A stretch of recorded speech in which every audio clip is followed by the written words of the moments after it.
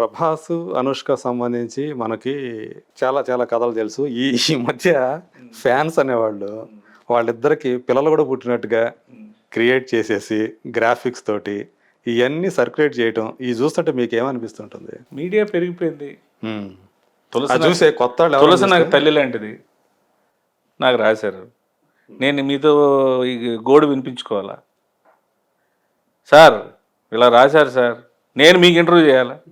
మా ఇంట్లో పిలిచి ఇలా నా మనోభావాలు దెబ్బతిన్నాయి, నా ఇంట్లో నా ఫ్యామిలీతో ప్రాబ్లమ్స్ వస్తున్నాయి, ఆవిడకో ఫ్యామిలీ ఉంది.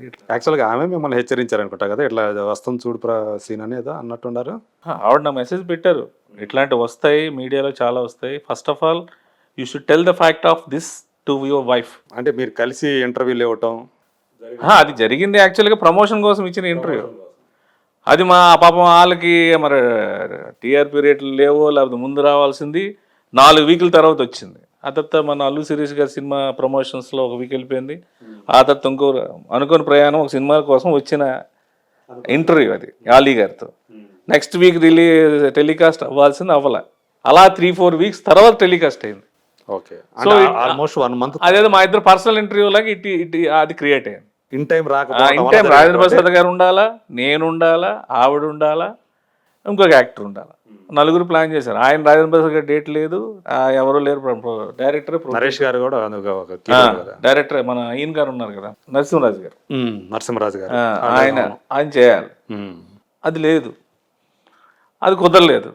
సరే నా దగ్గరికి వచ్చేసరికి ఇంకా అలీ గారు చెప్పి పాపం ప్రొడ్యూసరు ప్రమోట్ చేయాలి కదా సినిమాకి, తులసి నువ్వేనా రండి మాట్లాడండి సినిమా గురించి, ప్రమోట్ అవుతుంది. సో దానికి వచ్చిన effect it's convert to personal things. ఎవరు బ్లేమ్ చేస్తాం, ఏం చేస్తాం? అంటే సమయం బట్టి ఇన్ టైం జరగకపోయినా కూడా లేట్ అయినా కూడా కొన్ని ఇలాంటి మనం ఫేస్ చేయాలి. ఇప్పుడున్న సిచ్యువేషన్ బట్టి ఏంటంటే we should face it and now don't bother about it. తెలుసు కాబట్టి నిజంగా మీకు దూషిస్తే మీరు నాకు స్ట్రైట్గా అడగొచ్చు సార్. థర్డ్ పర్సన్ వచ్చి మేబీ మీకు ఇలాగ అన్నాడంటే మీ మనసులో ఇలాగ అన్నాడు కాబట్టి మూర్తి గారిని అవహేళన చేస్తున్నాడు శ్రీనివాస్ అనేవాడు, మళ్ళీ ఇది మీకు ఇవన్నీ వేస్ట్ కదా. యాక్చువల్గా మీకు దీనివల్ల మీరేం పెద్దగా డిస్టర్బ్ అయింది లేదు నాకు తెలిసి. నేను అస్సలు మీరు బాగా నవ్వుకున్న గాసిప్స్ ఏదైతే ఉందో ఇదే అనుకుంటా నేను. అంతే కదా. నాకేమో 45 years, ఆవిడకి 54 years. అప్పటికి నేను 50. ఇన్ఫర్మేషన్ కూడా కరెక్ట్ కాదు. ఐసైడ్ బాబు మా ఏదో ఎవరు బాధలు అనుకుంటాయి. ఇప్పుడు ఒకళ్ళు ఊర్లోకి వెళ్తాను, నీ యాక్టింగ్ చాలా బాగుంది అంటాడు, ఇడొక యాక్టర్ అంటాడు ఇంకోడే, ఇది తీసుకో అది తీసుకో హ్యాపీ, నీ పని ఏంటి షూటింగ్ చేయడానికి వచ్చాం, వాళ్ళని పట్టించుకుంటాం. అదే సో మీకంటే నాకు తెలిసి ఆమె కొంచెం ఇంకా ఎఫెక్ట్ అయి ఉండాలి గారు. ఆవిడ జీవితం చదివింది అండ్ మోర్ ఓవర్ షీఈ్ షిరిడి సాయిబాబా మహాభక్తురాలు ఆవిడ.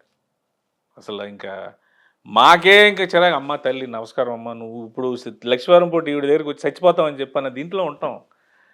వాళ్ళకి మనకి ఇంక ఏదేదో ఇంకంటే ఇంకేం చేస్తాం. సో ఇప్పుడు అలా అంటే ఫ్యాన్స్ ఏమవుతున్నారంటే అలా సాటిస్ఫై అవుతున్నారు, వీళ్ళిద్దరికి పెళ్లి చేసేసి సాటిస్ఫై అవుతున్నారు. మీరు అలా చెప్పేస్తారు, పిల్లలు కూడా పుట్టించి వాళ్ళకి గ్రాఫిక్స్. ఇప్పుడు మేము చిన్నప్పుడు ఎలాగుండేవాళ్ళం, మాకు మేము చిరంజీవి గారి ఫ్యాన్స్.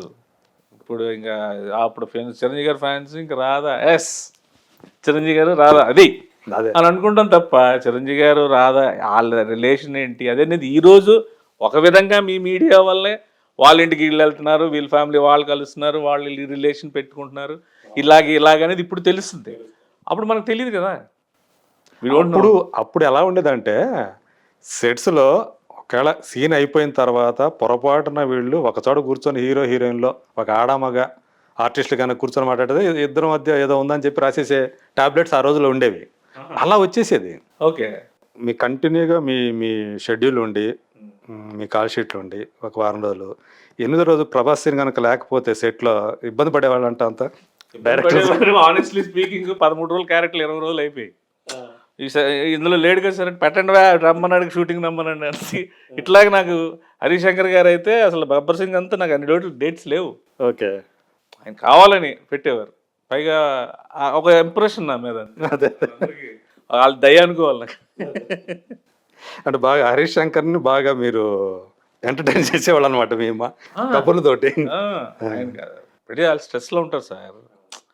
డైరెక్టర్స్ అంటే మనం అనుకుంటాం కానీ పేరు వచ్చిన తర్వాత మనం ఓకే, పేరు రాకుండా కష్టపడే వాళ్ళని రోజు చూస్తాను. వాళ్ళ డ్రీమ్స్ కానీ వాళ్ళు పడే కష్టం కానీ వాళ్ళు చూస్తుంటే మనకి ఎంతో కొంత రాముడికి ఉడత సహాయంలాగా మన వరకు మనం వచ్చినందుకు సరదాగా వాళ్ళని నవ్వించగలిగితే, వాళ్ళని ఎంటర్టైన్ చేయగలిగితే, వాళ్ళు బాగుంటే ఒక 10 మందికి 100 మందికి పని వస్తుంది కదా అనే కాన్సెప్ట్ అంతే. అదే. సినిమా ఏదన్నా హిట్ అయిందంటే ఎక్కువ శాతం హీరోలు కొట్టేస్తారు క్రెడిట్. సినిమా ఫ్లాప్ అయితే మాత్రం డైరెక్టర్ మీద పెడతారు కదా. సో అలాంటి ఒక క్రిటికల్ పొజిషన్ అది అంతే డైరెక్షన్ అనేది. అంతే సార్. సో మీకు బాగా క్లోజ్ అయినటువంటి డైరెక్టర్స్ ఎవరు, హరీష్ కాకుండా? నాకు చాలామంది క్లోజ్ అవుతుంది. ఇప్పుడు పరశురామ్ గారు, బుజ్జి గారు, అండ్ ఫస్ట్ ఇంకా రాజమౌళి గారు అయితే ఇంకా బాగా క్లోజ్. తర్వాత ఆయన స్టేజ్ మారిపోయింది. వినాయక్ గారు, ఇంకందరూ కరుణాకరన్ గారు, ఇంకందరు డైరెక్టర్స్ బాగా క్లోజ్. అంటే నేను నా లిమిట్ వరకు నేను ఉంటాను సార్. అంటే తర్వాత ఇంకా మళ్ళీ చాలా పర్సనల్ థింగ్స్లోకి వెళ్ళిపోయి మనం ఏదో ఇదైపోతున్నాం అని వాళ్ళకి అది ఉండదు. ఆ సెట్ వరకు వాళ్ళ మూడు, వాళ్ళ టైము, వాళ్ళు మన మీద పెట్టే అటెన్షన్ బట్టి మనం మూవ్ అవుతాం. వినాయక్ కూడా బాగా ఎంజాయ్ చేసేవాడు మేము మీ కంపెనీని. వినాయక్ గారు అయితే అసలు మేము యోగి టైంలో అసలు ఎంజాయ్డ్ లైక్ ఎనీథింగ్. అసలు మామూలుగా ఎంజాయ్ చేసేవాళ్ళం కాదు. అసలు యోగి షూటింగ్ అప్పుడు మేము ఇద్దరమే ఖాళీగా ఉండేవాళ్ళం. ఆయన షార్ట్లో ఉండేవాడు, 9 షార్ట్లో ఉండేది, యూనిట్ అంతా వర్క్లో ఉండేది. వినాయక్ గారు ఆయన డైరెక్టర్, డాన్స్ మాస్టర్ ఉంటాడు, సాంగ్ అవుతుంది. సో ఆయన నేను కెమెరా ముందు కూర్చొని మాట్లాడుకున్నాను. మన ఇద్దరం ఖాళీగా ఉన్నాం సీన్ ఎక్కడ అనేవారు. అది సార్ ఏదో అక్కడే సాంగ్ జరుగుతూ ఉంటుంది, మన పని ఏం లేదు, ఏదో ఒకటి జరుగుతూ ఉంటే. ఇప్పుడు ఫుడ్ ఇక్కడ సరిపోవట్లేదు, లొకేషన్ చాలా దూరంగా ఉంది, కేఎఫ్సీకి వెళ్ళి అందరికి ఫుడ్ తెస్తే సరిపోద్దని ప్రొడ్యూసర్ అంటే, పోనీ ఆ పనైనా చేద్దాం పదా, మనం వెళ్ళి తెచ్చేద్దాం అంటే ఇద్దరం కలిసి వెళ్ళి ఫుడ్ తీసుకొచ్చి యూనిట్కి పెట్టి అది కూడా జరిగింది లిటరల్ గా. అస్సలు వినాయక్ గారు అసలు మామూలు ఎక్స్పీరియన్సెస్ కాదు మాకు అస్సలు. ఇంకా ఆయన ఈవినింగ్ 6:30, 7కి ఆయన మాట్లాడడం మొదలెడితే అసలు ఆ పేరులోని ఆయన ఉచ్చారణలోని ఉన్న ప్రేమ, సేనా ఇట్రా, సీనయ్య ఇట్రా, ఆయన ప్రభాని ముద్దుగా పిలుస్తారు. ఆయన మాట కానీ అంటే ఆయన అంటే మాట్లాడితే టైం తెలీదు. నాన్ స్టాప్గా మార్నింగ్ 6:30 అయిపోయింది, తెల్లారిపోయింది అనిపిస్తుంది. అంత దీనికి టైం పాస్ అయిపోద్ది ఇంకా. సో అందరితోటి మీరు ఏ సినిమాకి పని చేస్తే ఆ సినిమా డైరెక్టర్కి ఆల్మోస్ట్ ఒక ఫ్రెండ్ లాగా అయిపోయేవాళ్ళు. అంతే. అదే. సో అందువల్లే మీకు కంటిన్యూగా ఆ సినిమాలు రావటం కానివ్వండి, అంటే మీ కంపెనీని కోరుకుంటారు కాబట్టి వాళ్ళు కూడా. నేను పర్టికులర్గా డబ్బులకు ప్రయారిటీ ఇవ్వను సార్. ముందు మీరు కొత్త సినిమా చేస్తే ముందు ఆయనతో నాకు పరిచయం ఏర్పడితే చాలు. ఇప్పుడు డబ్బు అనేది చూసుకుంటే ఇంత ఇస్తే కానీ నేను రాను అనుకుంటే ఒక డైరెక్టర్ నాకు మిస్ అయిపోతాడు అనే స్ట్రాంగ్ కాన్సెప్ట్.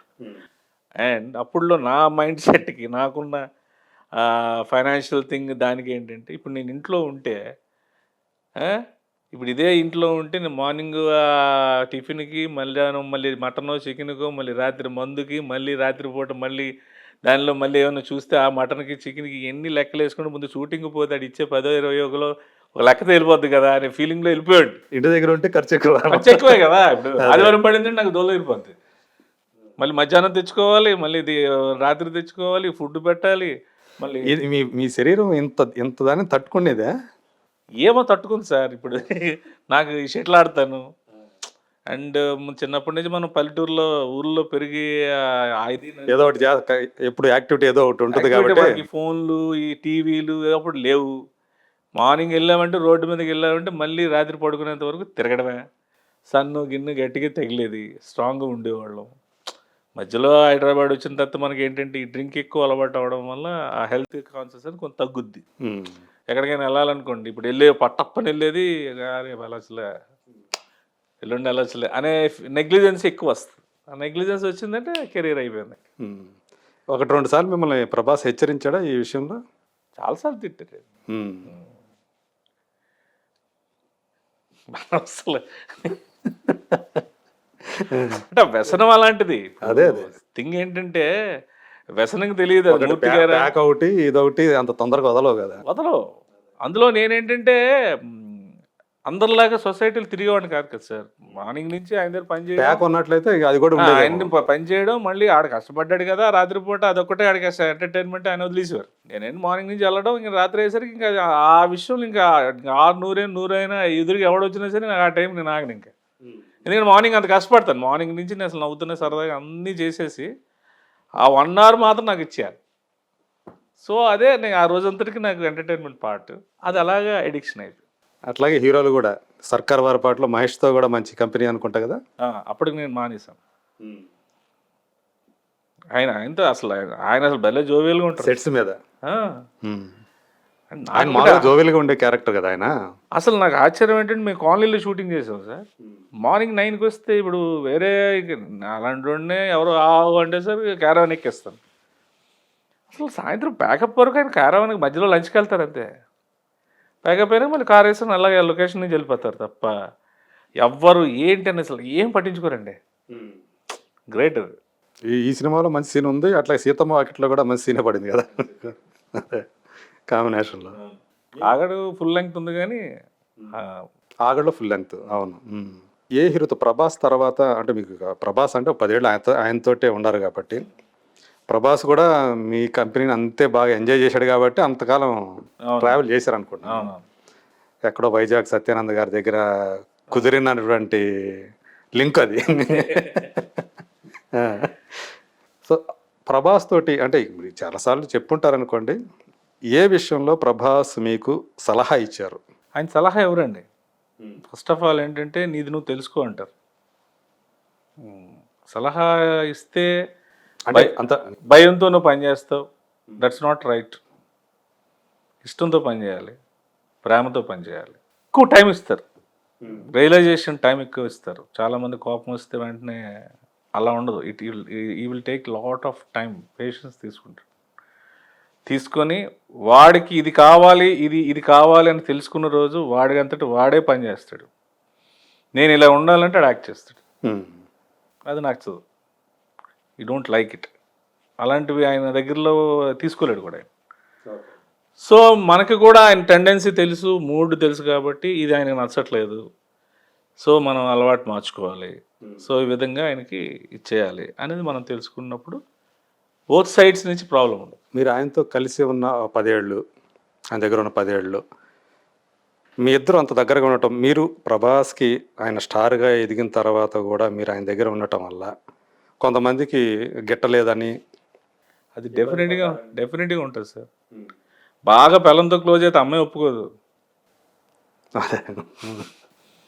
బాగా నేను ఇంత పెంచాను, ఆడికి ఇన్ని చేశాను వచ్చింది అర్థం, ఇంకా ఆడి ఇష్టం, ఆడు తల్లినే మర్చిపోయాడు, కేటికి పుత్తడే గుర్తులేదు, అది లేదు ఇది అంటాం. ఇది కామన్ థింగ్ సార్. అవి నేను పట్టించుకునే స్టేజ్ నాది కాదు అసలు. ఆయన అసలు అంటే ఎప్పుడైనా ఎవరైనా చెప్పుడు మాటలు విని కానీ ఇంకో రకంగా కానీ మీ మీద ప్రభాస్ కోపడ్డ సందర్భం? అది నాకైతే తెలియదు, మీకు తెలిస్తే నాకు తెలియదు, కానీ నాకు ఎప్పుడు అలా లేదు. అంటే చెప్పేవాడు ఉంటారు కదా. ఉంటారు, డెఫినెట్గా ఉంటారు, వినాలి కదా మనం ఫస్ట్. మీ దృష్టికి అయితే ఎప్పుడు రాలేదు? నాకు అలాగే మాకు ఎప్పుడు లేదు. మాది ఫెయిర్ రిలేషన్ అండి, నథింగ్ కాంట్రాక్ట్ బేస్డ్. ఇక్కడ ఏంటంటే ఇది ఇలా ఉంటే ఇలా ఉండాలి, ఇలా ఉంటే ఇలా ఉండాలి అనేది కాదు. అదొక నది ప్రవాహం అనేది ఒకసారి గంగా యమున నది ఎక్కడో స్టార్ట్ అయ్యి అలా దాటి దాటి దాటి దాటి వెళ్ళిపోయింది అన్నట్టుగా వెళ్ళిపోవడం తప్ప పర్టికులర్ మా ఏరియాకి రా అమ్మా, నువ్వు ఇక్కడ నుంచి ఉండమ్మా, ఇది మన తాలూకు వాళ్ళది, ఇది మన జిల్లా వాళ్ళది, ఇది లేదు. ఈ కండిషన్స్ నామ్స్ మాకు లేవు, అది ఎప్పటికీ లేవు, ఇప్పటికీ రావు. ఎందుకంటే నాకు సిస్టమ్ తెలియదు. అదే అంటే ఎప్పుడు మీకు ఇంకా చాలు అనిపించింది? అంటే మీరు వదులుకున్నారా లేకపోతే ఆయన? వదులుకోవడం అంటే వదులుకోవడం కాదు సార్. ఇప్పుడు నేను వరుసగా సినిమా షూటింగ్లో ఎక్కడ ఉంటాను. ఆయన వర్క్స్ ఇప్పుడు మీరు వస్తున్నారు రేపు మార్నింగ్ 10:30కి మూర్తి గారితో మీటింగ్ ఉందని అంటారు. నేను అప్పుడు ఏం చేయాలి? నేను పలానా దగ్గర ఉన్నాను, ఇక వెంకటరావు వెళ్ళి వచ్చారు, మూర్తి గారు వస్తారు, కలిసి వస్తే ఒకసారి అని నేను చెప్పలేను కదా. So that is the communication between these two. అది కొంచెం కాంప్లికేషన్ అవుతున్నప్పుడు దెన్ ఐ డిసైడ్ నేను చేసుకొని వచ్చేస్తాను, షూటింగ్లు ఎక్కువ ఉన్నాయి, కొన్నాళ్ళు నేను ఇది కూడా చూసుకొని వస్తానంట.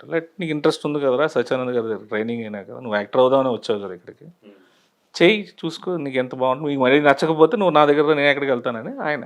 Okay, that is the thing, మ్యూచువల్గా అంతే తప్ప ఎవరో. ఏ టైంలో అది జరిగింది? మిర్చి తర్వాత. మీరు లాస్ట్ సినిమా చేసింది కూడా మిర్చి తర్వాత. మిర్చి ప్యారలల్గా షూటింగ్ జరిగింది. గబ్బర్ సింగ్ రిలీజ్ అయినాక I very busy. Okay. So అవుట్డోర్లు అటు ఇటు తిరగడాలు ఇవన్నీ మాకు ఆర్టిస్ట్గా ఉంటాయి కాబట్టి అవన్నీ మనం చేయాలి. ఇప్పుడు ఆపరేషన్ లేకుండానే మోకాళ్లకు ప్లాస్మా ట్రీట్మెంట్. మీ ఆర్థోపెడిక్ సమస్యలన్నిటికీ రోబోటిక్ టెక్నాలజీ ద్వారా తక్కువ ఖర్చుతో శాశ్వత పరిష్కారం. Free consultation. ప్రతి ట్రీట్మెంట్ పై 20% డిస్కౌంట్. ఈ ఆఫర్ కొద్ది రోజులు మాత్రమే. త్వరపడండి. V9 hospitals 9281465842.